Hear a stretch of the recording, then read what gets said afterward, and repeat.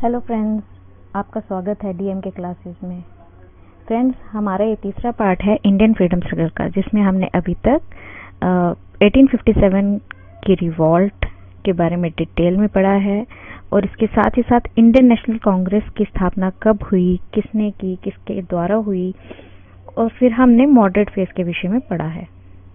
और अब हमारा जो करंटली चल रहा है वो चल रहा है एक्सट्रीमिस्ट फेज, जिसमें हमने अभी 1905 के घटनाक्रम पर चर्चा की थी। तो दोस्तों, अगर हम थोड़ा सा बैकग्राउंड जान लें तो साल 1885 यानी 1885 से 1905 जो था हमारा पीरियड, जो टाइम पीरियड कहलाता है वो कहलाता है मॉडरेट फेज। मॉडरेट फेज में ये लोग बिलीव करते थे कि ब्रिटिशर्स जो हैं हमारे लिए अच्छा करेंगे, बस हमें ज़रूरत है तो अपनी बात इनके तक पहुंचाने के लिए। तो इसलिए दे यूज्ड 3P मेथडोलॉजी, यानी पिटीशन, प्रेयर एंड प्रोटेस्ट। उसके बाद 1885 से 1905 तक की जो भी इन्होंने अपनी डिमांड्स रखी ब्रिटिशर्स के सामने, उसका फाइनल एक रिजल्ट, जो एक हम कह सकते हैं कि नोटेबल अचीवमेंट जो थी, वो थी सिर्फ और सिर्फ एक्सपेंशन ऑफ लेजिस्लेटिव काउंसिल। इसका मतलब ये है कि इंडियन काउंसिल एक्ट जो 1892 में आया था, उसमें जो इंडियंस की पार्टिसिपेशन थी जो थोड़ी सी बढ़ी। बाकी इसके अलावा जो था मॉडरेट फेज में उनके 3P मेथडोलॉजी का कोई भी एक फेवरेबल आउटकम हमें नहीं मिल पाया। इसके ऊपर उसके बाद 1905 में ब्रिटिशर्स ने पार्टीशन ऑफ बंगाल कर दिया, यानी बंगाल को 2 हिस्सों में बांट दिया, जो कि हमने लास्ट लेक्चर में पढ़ा था गाइस। अगर आपने वो लेक्चर्स नहीं देखा है तो please go to that lecture and watch, और फिर ही आप हिस्ट्री में आगे चलते जाइए, क्योंकि हिस्ट्री का अगर एक भी लेक्चर आपका मिस हो जाता है तो आपका लिंक टूट जाता है। हिस्ट्री एक कहानी की तरह है, अगर इसको आप एक कहानी की तरह पढ़ोगे तो आपको हर चीज़ आपके दिमाग में स्टेप बाय स्टेप बैठती जाएगी और आप उसको लर्न आसानी से कर सकते हैं। तो 1905 में जब पार्टीशन ऑफ बंगाल हुआ तो उस समय जैसा कि हमने देखा था कि एक पार्ट बना था ईस्टर्न बंगाल और दूसरा बना था बंगाल प्रोविंस। ईस्टर्न बंगाल की कैपिटल थी ढाका, जो आज बांग्लादेश में है, और जो हमारा बंगाल था उसकी कैपिटल बनी थी कलकत्ता। लेकिन 1911 में जब पार्टीशन ऑफ बंगाल को ख़त्म किया गया लॉर्ड हार्डिंज के द्वारा, तो उस समय जो है ये रीजन्स के बेसिस पे नहीं, उस समय लिंग्विस्टिक बेसिस पे जो था इसका पार्टीशन हुआ। तो जिसकी वजह से क्या था कि इंडियन नेशनल कांग्रेस जो थी हमारी, उसमें 2 दल बढ़ चुके थे उस समय तक। मींस कुछ लोग नरम दल के लोग थे जो मॉडरेट फेज में हमारे लीडर्स काम कर रहे थे, और दूसरी तरफ कुछ युवा लोग भी इनके साथ जुड़ चुके थे, जिनको हम एक्सट्रीमिस्ट भी बोलते हैं, यानी गरम दल के लोग। तो इन लोगों ने उस समय क्या किया, एक एंटी पार्टीशन मूवमेंट चलाया, जिसमें वो स्वदेशी और बायकॉट जैसी नीतियों को अपना रहे थे। ठीक है गाइज।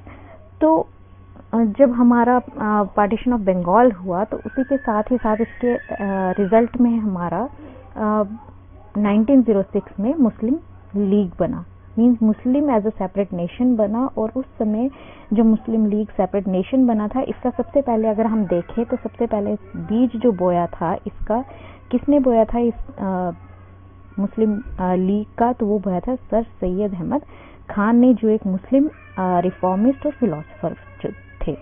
और साथ ही साथ इन्होंने एक एजुकेशनल कॉन्फ्रेंस भी स्टार्ट की थी, एक एजुकेशनल सोसाइटी स्टार्ट की थी, जिसका नाम था मोहम्मदन एजुकेशनल कॉन्फ्रेंस। और ये कब हुई थी गाइस? 1886 में। लेकिन ये जो कॉन्फ्रेंस थी, यहाँ पे ये बिलीव करते थे कि सिर्फ हम मुस्लिम्स के हक के लिए लड़ेंगे, ये पॉलिटिक्स के साथ बिल्कुल भी इसका कोई भी नाता नहीं था। जो Muslim League actually came into being हुआ, एक्चुअली जब बन के आया, वो आया 30 दिसंबर 1906 में। किसकी लीडरशिप के अंडर? आगा खान, नवाब सलीमुल्लाह खान और मोहसिन उल मुल्क की लीडरशिप में। गाइस, कई बारी बोलते हैं कि जो है मुस्लिम लीग के फाउंडर जो है वो मोहम्मद अली जिन्ना है। ये बिल्कुल गलत है। मोहम्मद अली जिन्ना बहुत लेट आए थे इस पिक्चर में। 1913 में उनकी एंट्री हुई थी as a president of Muslim League. और ये जो मुस्लिम लीग नाम है, ये किसने दिया था गाइस? ये दिया था, नाम दिया था नवाब ख्वाजा सलीमुल्लाह बहादुर। और उसके बाद उनके बाद जो इसको फेवर किया था वो क्या था? हाकिम अजमल खान ने। जो मेन आइडिया था मुस्लिम लीग के फॉर्मेशन का, वो ये था कि जो कांग्रेस पार्टी है, जो इंडियन नेशनल कांग्रेस है, वो हिंदू फेवर में है, मतलब हिंदूज का फेवर करती है, वो मुस्लिम के लिए कुछ भी नहीं करते। इसके जो मेन लीडर्स हैं वो भी सारे हिंदुइज्म को सपोर्ट करते हैं। तो इसलिए जो है ये मुस्लिम्स ने डिसाइड किया सर सैयद अहमद खान की लीडरशिप के अंडर और आगा खान, नवाब सलीमुल्लाह खान और मोहसिन उल मुल्क के अंदर कि हम अपना एक अलग ऑर्गेनाइजेशन बनाएंगे, अलग एक ग्रुप बनाएंगे जो कि हमारे मुस्लिम्स के लिए वर्क करेगा। और इस मुस्लिम लीग को जो कहा जाता है वो कहा जाता है first Muslim political party of India. जो भी मुस्लिम पॉलिटिकल पार्टी इंडिया की पहली बनी थी वो थी ऑल इंडिया मुस्लिम लीग। और जो इसके फर्स्ट प्रेसिडेंट बने थे वो बने थे आगा खान III, जिनको हम सर सुल्तान मोहम्मद शाह भी कह करके बुलाते हैं। सो गाइज मूविंग फर्दर, इनके ऑब्जेक्टिव्स क्या थे मुस्लिम लीग बनाने के? ये चाहते थे कि हमारी जो है लॉयल्टी बनी रहे। किसके साथ बनी रही? Loyalty with the British government.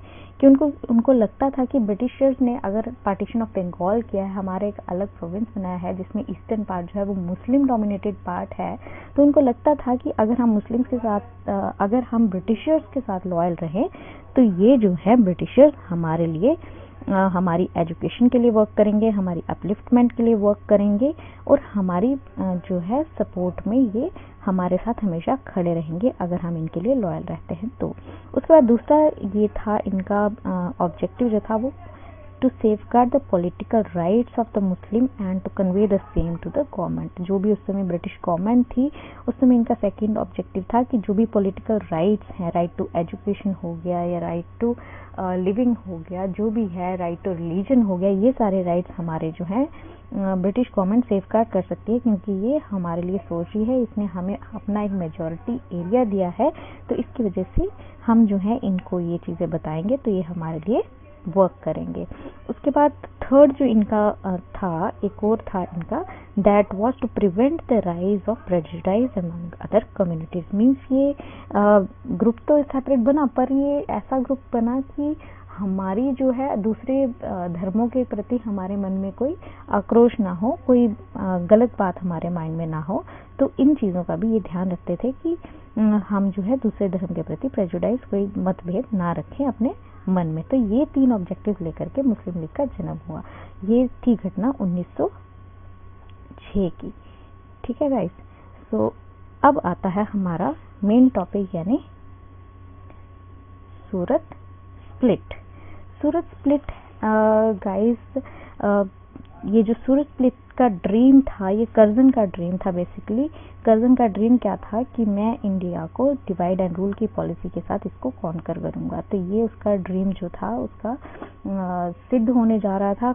और उसने कहा था कि Congress was tottering to its fall and one of the biggest ambition in my life is to give it a peaceful demise.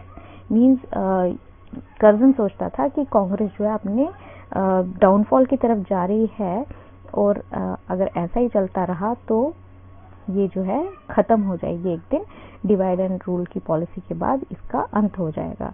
लेकिन गाइस 1905 के बनारस सेशन में गोखले जो थे उस समय प्रेसिडेंट थे। उस समय Swaraj was the talk of the town. 1906 के सेशन में जो कलकत्ता में हुआ था गाइस, दादा भाई नौरोजी उसके प्रेसिडेंट रहे कलकत्ता सेशन के, और उस समय उन्होंने भी स्वराज वर्ड को यूज किया अपनी मीटिंग में।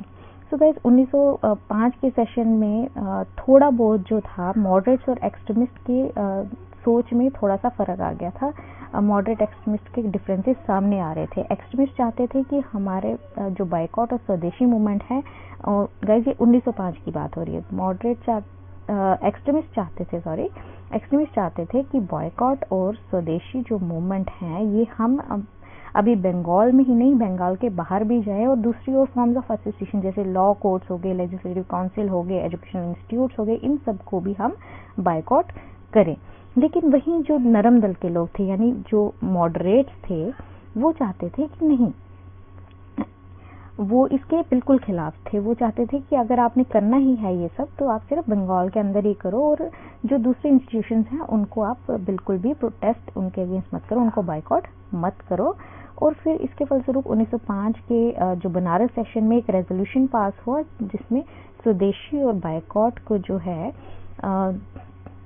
बढ़ावा दिया गया, स्वराज के बारे में डिस्कशन की गई, बट एक फाइनल रेजोल्यूशन नहीं मिला। और अगर उन्होंने कहा कि अगर आपको स्वदेशी या बाइकआउट चलाना ही है तो सिर्फ बंगाल के अंदर ही चलाओ, आप बाइकआउट के लिए सिंपल जो फॉरेन मेड गुड्स इन चीज़ों का जो है बाइकआउट करो, बहिष्कार करो। आप जो है लॉ कोर्ट्स या उनके जो भी इंस्टीट्यूशंस हैं आप उनके बाइकआउट मत करो।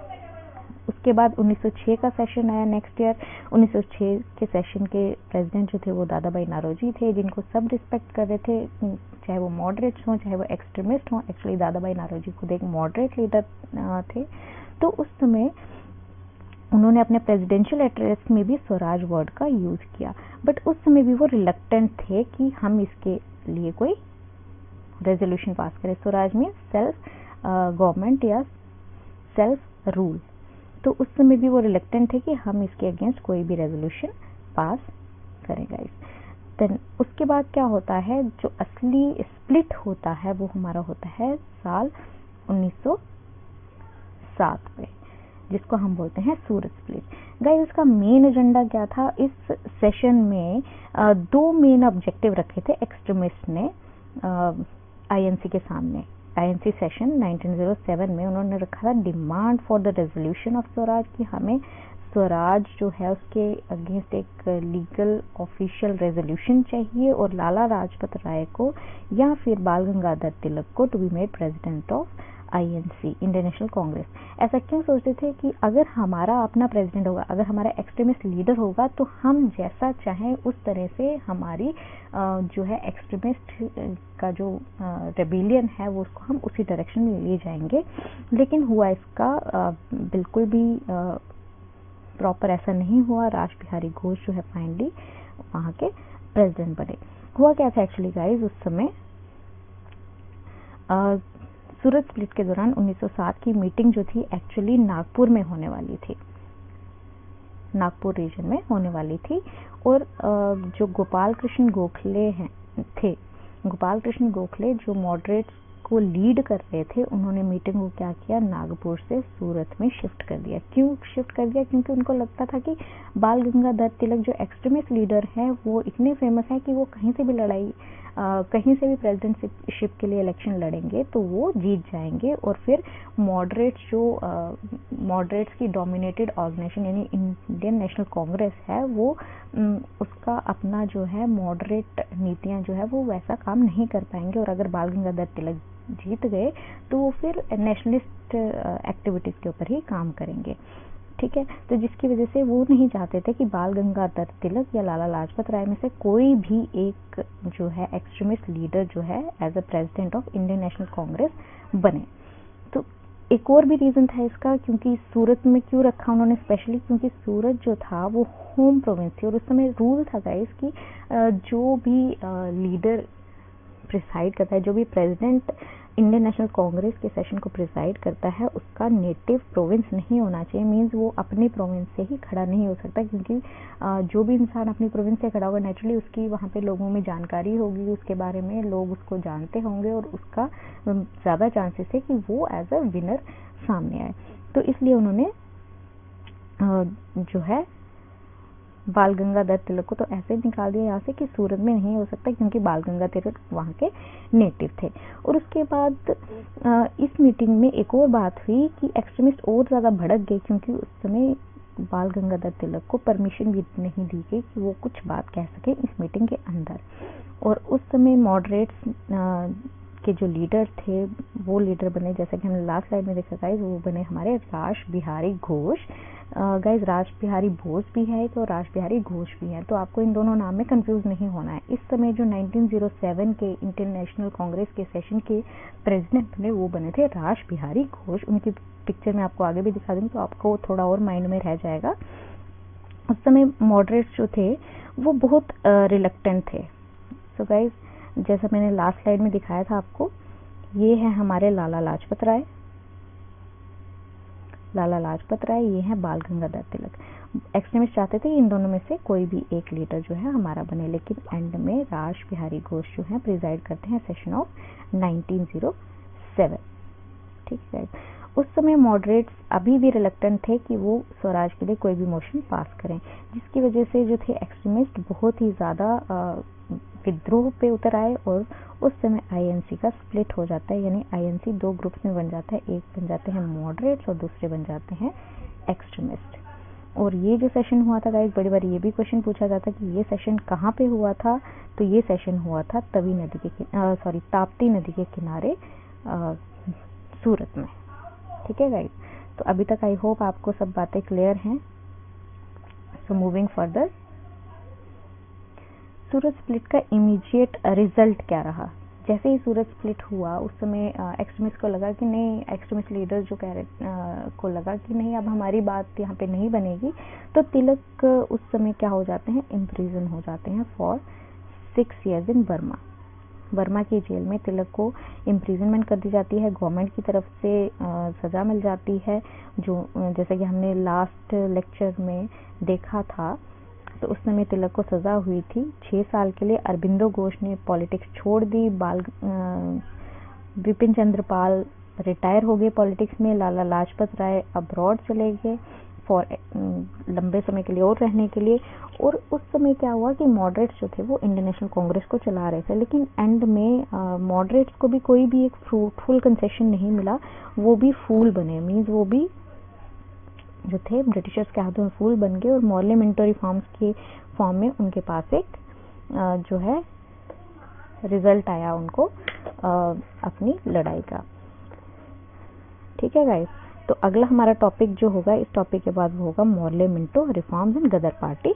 तो ये हमारा आगे लिंक बनेगा। सो गाइस, सूरत स्प्लिट में उसके बाद क्या हुआ गाइस, सूरत स्प्लिट जो था एक्चुअली हम कह नहीं सकते कि सूरत स्प्लिट जो था स्प्लिट था एक्चुअल में इंडियन नेशनल कांग्रेस का। क्यों नहीं कह सकते, क्योंकि उस समय जो एक्सट्रीमिस्ट और जो मॉडरेट्स थे उन्होंने कोई भी सेपरेट ऑर्गेनाइजेशन नहीं बनाई थी। जो एक्सट्रीमिस्ट थे वो बस अपनी फीलिंग्स में डिफरेंस रखते थे, अपनी आइडियोलॉजी में डिफरेंस रखते थे। वो आईएनसी के साथ ही थे एक्सट्रीमिस्ट, जो बचे हुए लीडर्स थे, बचे हुए और लोग थे जो गरम दल के लोग थे, वो इंडियन नेशनल कांग्रेस के साथ ही थे, बट वो उनको सपोर्ट नहीं कर रहे थे, उनकी पिटीशंस, प्रेयर्स और प्रोटेस्ट वाले मेथड्स को सपोर्ट नहीं कर रहे थे। तो उसके बाद जब तिलक अपनी बर्मा की जेल की सज़ा 6 साल की सज़ा काट के वापस आते हैं, तो 1916 में वो फिर से कांग्रेस की बागडोर को संभालते हैं और उस समय कांग्रेस जो है रीयूनाइट हो जाती है। कौन सी सेशन में गाइस, लखनऊ सेशन में। और ये जो पीरियड था 1907 से 1914 का, this period is also called as the dark period of the Congress guys. ये भी क्वेश्चन बहुत बारी पूछा जाता है कि what was the dark period of the Indian National Congress. तो इट वाज 1907 टू 1914, जिस समय मॉडरेट्स इंडियन नेशनल कांग्रेस को चला रहे थे और एक्सट्रीमिस्ट साइलेंट बैठे हुए थे, they were not supporting the moderate leaders. ठीक है, और 1916 में आकर के फिर से जब तिलक जो हैं दोबारा से बागडोर संभालते हैं, अपनी एक्सट्रीमिस्ट लीडर बनते हैं, तो उस समय फिर से इसमें कुछ चेंजेस आते हैं। वो सारी चेंजेस हम अगले लेक्चर में पढ़ेंगे गाइस। और उसके बाद अगर हम देखें तो सूरत स्प्लिट जो था, that was the victory of British policy of divide and rule. जो कर्जन ने पॉलिसी सोची थी कि हम बांटेंगे, इनके बीच में दरार डालेंगे, तो एक तरह से हम देख सकते हैं कि एक्सट्रीमिस्ट और मॉडरेट में भी दरार पड़ जाती है। एक्सट्रीमिस्ट अलग हो जाते हैं और मॉडरेट्स अलग हो जाते हैं, जिसकी वजह से क्या होता है कि इनका जो स्ट्रगल था वो वीक पड़ जाता है, जिसकी वजह से गवर्नमेंट जो है उनके ऊपर बहुत सारे रिप्रेशंस लगा लेती है, बहुत सारा दबाव डालती है, अलग अलग तरीके से वो रिवॉल्ट को सप्रेस कर देती है और ये इतना सक्सेसफुल रिवॉल्ट नहीं बन पाता। और 1909 में जो है सेपरेट इलेक्टोरेट ग्रांट किया जाता है मुस्लिम कम्युनिटी को। और कब किया जाता है, उस समय जो 1909 में थी हमारी कांग्रेस जो थी अपने डाउनफॉल के पीक पे थी, यानी लोएस्ट एब पे थी। तो उस समय जो है सेपरेट इलेक्टोरेट भी मुस्लिम कम्युनिटी को, जो ऑल इंडिया मुस्लिम लीग हमने स्टार्टिंग में पढ़ा, मुस्लिम कम्युनिटी को एक सेपरेट इलेक्टोरेट भी मिल जाता है। तो जिस तरह से भारत के टुकड़े करने में अब ब्रिटिशर्स जो थे वो काफ़ी हद तक कामयाब हो रहे थे, क्योंकि उन्होंने पहले तो बंगाल का विभाजन किया, फिर एक्सट्रीमिस्ट और मॉडरेट्स को बांटा और मुस्लिम्स को अलग किया। मुस्लिम को फिर उन्होंने आप कह सकते हो उनके हाथ में एक झुंझुना सा पकड़ा दिया कि हाँ अब तुम इसके साथ खेलो और तुम अपने में मस्त रहो, और ये मॉडरेट्स और एक्सट्रीमिस्ट आपस में लड़ते लड़ते तो ये एक दिन ऐसा आएगा कि ये जो है रिवॉल्ट सप्रेस हो जाएगा। तो इस तरह से ब्रिटिशर्स सोचते थे कि ये हमारी जीत है हमारी पॉलिसी की, डिवाइड एंड रूल की पॉलिसी की। तो गाइज अभी तक आपको समझ आ गया होगा कि सूरत स्प्लिट क्या था, मुस्लिम लीग कब बनी और उनके ऑब्जेक्टिव्स क्या थे। सो गाइज मिलते हैं अगली क्लास में with Morley Minto reforms and the Ghadar party. So guys thank you very much, thanks for watching and see you next time. Okay, bye bye.